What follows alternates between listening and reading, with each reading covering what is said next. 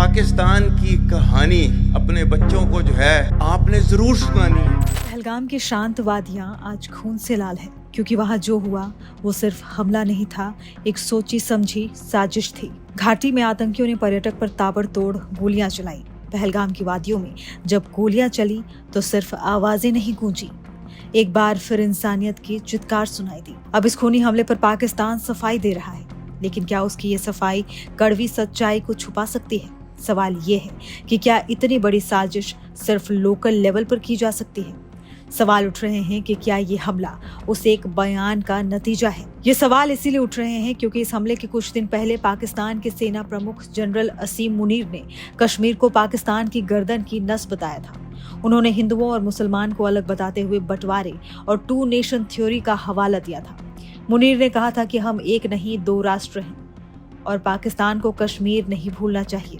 मुनीर ने बंटवारे का जिक्र करते हुए हिंदुओं को मुस्लिम से अलग बताया था और कहा था कि हम साथ नहीं रह सकते।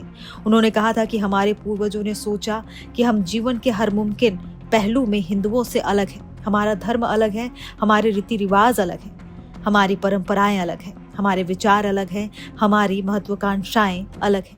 पाकिस्तान की कहानी अपने बच्चों को जो है आपने जरूर सुनानी है, ताकि वो पाकिस्तान की कहानी ना भूलें। Well, our forefathers they thought that we are different from the Hindus in every possible aspect of life. Our religion is different, our customs are different, our traditions are different, our thoughts are different, our ambitions are different. That was the foundation of the two-nation theory that was laid there. हालांकि भारत ने असीम मुनीर के इस बयान को सख्ती से खारिज करते हुए कहा कि कश्मीर भारत का अभिन्न हिस्सा है। विदेश मंत्रालय के प्रवक्ता रणधीर जायसवाल ने कहा कि कोई विदेशी चीज हमारे गले में कैसे अटक सकती है। कश्मीर भारत का केंद्र शासित प्रदेश है। हमले को लेकर अब ऐसा माना जा रहा है कि पाकिस्तानी जनरल के इसी बयान ने आतंकी गुटों को हिंसा फैलाने के लिए प्रेरित किया, खासकर तब जब अमेरिकी उपराष्ट्रपति JD वेंस भारत की 4 दिवसीय यात्रा पर है। पिछले 6 सालों में भारत पर हुए बड़े आतंकी हमलों की जब भी जांच गहराई से हुई, एक नाम लगातार सामने आया। वो नाम है जनरल हाफिज असीम मुनीर, पाकिस्तान की सेना का प्रमुख। चाहे वो पठानकोट का हमला हो, साल 2019 का पुलवामा ब्लास्ट या साल 2025 में पहलगाम में पर्यटकों पर हुआ खूनी हमला, खुफिया एजेंसियों के मुताबिक इन सभी हमलों के पीछे साजिश की मंजूरी मुनीर की तरफ से ही दी गई थी। पाकिस्तानी सेना के इस जनरल के आतंकियों से कथित रिश्ते और भारत विरोधी जहर से पाकिस्तान का दोहरा चेहरा बेनकाब होता है।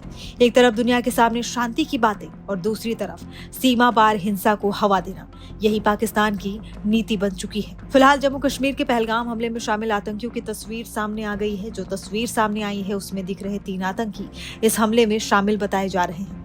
पुलिस की विशेष टीमें इन आतंकियों की तलाश में इलाके में सर्च ऑपरेशन चला रही है। अभी तक सूत्रों से मिली जानकारी के अनुसार इस हमले में कुल 6 आतंकियों के शामिल होने की बात सामने आ रही है। सुरक्षा एजेंसियों ने इससे पहले आतंकियों के 3 स्केच भी जारी किए थे। केंद्रीय एजेंसी के सूत्रों के अनुसार प्रतिबंधित पाकिस्तान स्थित लश्कर-ए-तैयबा से जुड़े द रेजिस्टेंस फ्रंट ने हमले की जिम्मेदारी ली है।